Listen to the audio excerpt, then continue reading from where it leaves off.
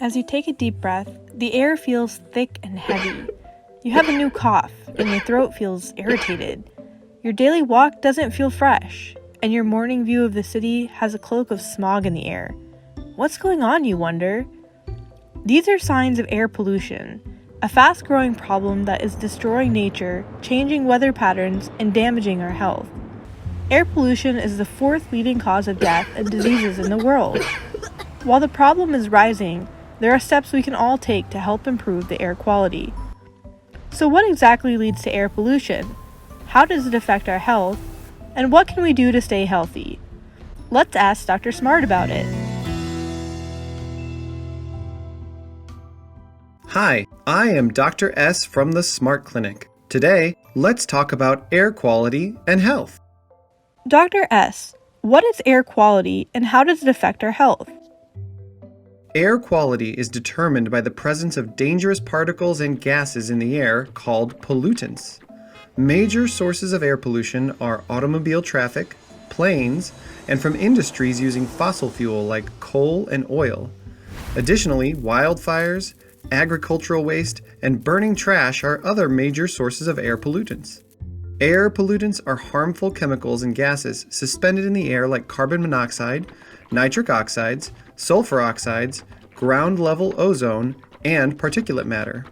Particulate matter is tiny, microscopic droplets that hang in the air due to burned substances like exhaust from cars and power plants, or smoke from wildfires. Ground-level ozone occurs when chemical fumes react with sunlight, making them more harmful and trapping heat from the sun. When pollutants mix with fog, it will form a thick, suspended layer of toxic gases called smog. Air pollution is harmful to our health. At high levels, it may cause watery or itchy eyes, throat irritation, and damage to our lungs as we breathe in bad air. The inflammation in our lungs' air tubes is especially harmful for people with asthma or COPD. Those people may experience more symptoms. They might have trouble breathing or have flare-ups in their chronic lung issues. Constant exposure to polluted air also damages our blood vessels and increases our risk of heart disease, heart attacks, and strokes. Pollution affects the health and growth of children and can affect fetal growth during pregnancy. In places with high air pollution levels, the average lifespan is reduced by up to 4 years. Unfortunately, people living in low-resourced areas are most exposed and affected, and they may not have the means to avoid bad air. Dr. S, how is air quality measured? And what can we do to stay well when the air quality is bad?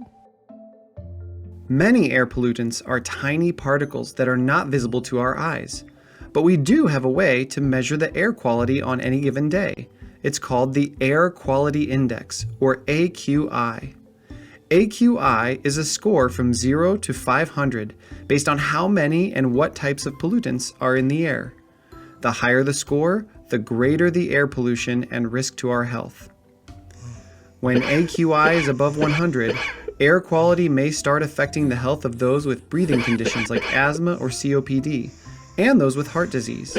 When the AQI gets above 150, the air pollution starts affecting everyone in the area, even those with good health. We may only notice mild irritations, or we may not notice any symptoms at all, but it damages our health silently. An AQI more than 300 becomes a health emergency for all, and there is serious damage to health. In places where air quality is not good, check the AQI to plan your activities. Here are a few things you can do on days with bad air quality to reduce its harmful effects. Avoid outdoor exercises and intense exertion. During exercise, we breathe fast and take deeper breaths. This allows more pollutants to enter our lungs. Try to do exertional work and exercise indoors if possible. When you are outside and the air quality is bad, wearing N95 or KN95 masks can protect you from inhaling many of the air pollutants. When you are indoors, keep the windows and doors shut at times when the air pollution is high. You can open windows when pollution is less, and especially after rain. If available, use air purification machines to keep the air inside clean. This is especially important for people who have asthma or COPD. If you have throat irritation due to air pollution, take hot drinks regularly, like hot water with honey or tea, to clear your throat. At times, anti-allergy medicines might help. For eye irritation, you can use eye drops to help. Consult your doctors for guidance. People with asthma, COPD, and other lung diseases should be extra careful and minimize their exposure to bad air. Use your prescribed medicines regularly and always keep your rescue inhaler with you. Discuss with your doctor to have an action plan ready in case your problems flare up. Thank you, Dr. S. Please tell us what we can do to improve air quality. It is also important to think about how we can play a role in improving the air that we all share. When we all try, we can make a difference. Here are some ways we can do this. Number 1, drive less and drive smart. Try using public transportation instead of driving your own car. Consider carpooling. For short distances, ride a bicycle or walk. Make sure that your car engine is well maintained and the emissions are low. Hybrid and electric vehicles are even better for the environment and long-term cost. Number 2, avoid burning trash, yard waste like leaves, grass, and branches, and agriculture fields. There are better ways to dispose of trash and to utilize waste from yards and farms, like converting waste to mulch. Burning farmlands after harvest is a major cause of air pollution and smog in many countries. Number 3, be careful with fires at camping and cookouts. Make sure to put the fire off after use so it does not start a wildfire. It is better to use natural wood for campfires.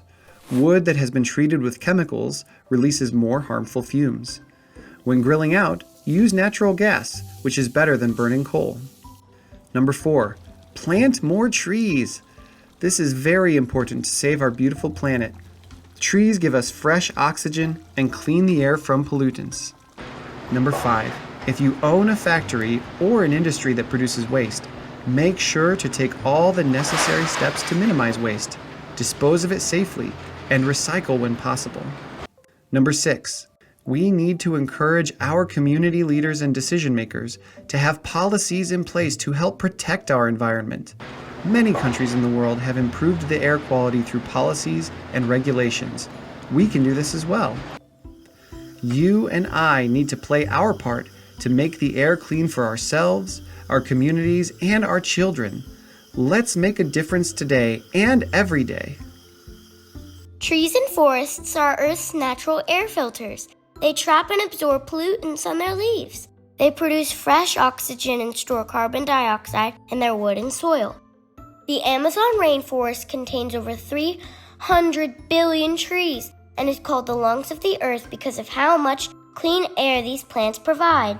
Let's value the gifts of nature and preserve it by planting more trees. Share in the comments when you plant one. Stay healthy and help others stay healthy.